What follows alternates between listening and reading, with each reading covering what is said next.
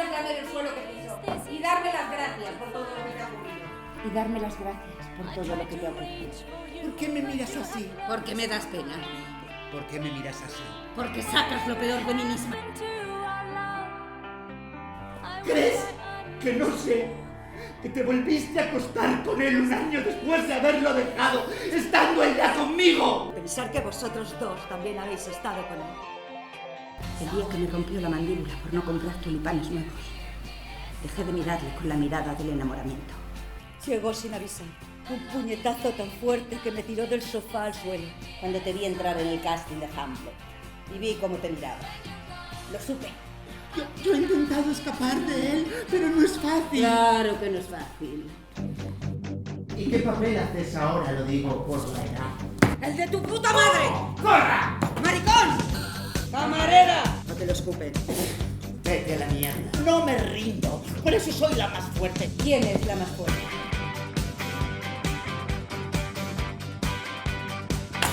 ¡Maricón! Eres mala.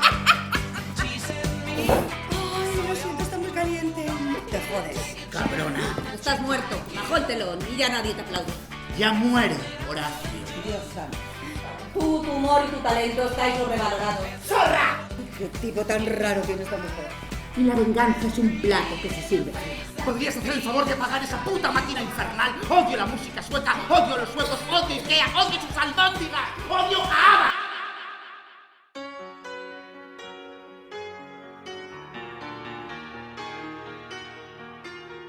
Todo tiene un precio. Escapar de él pasa factura. Estoy podrida. ¿Cuántos golpes más te tiene que dar para despertar?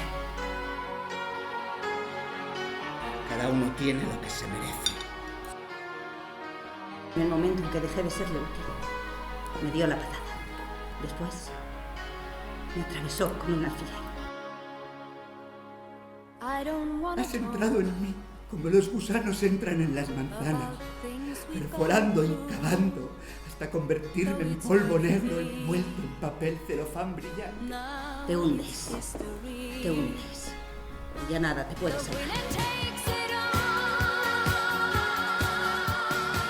Te odio con toda mi fuerza y con toda mi alma.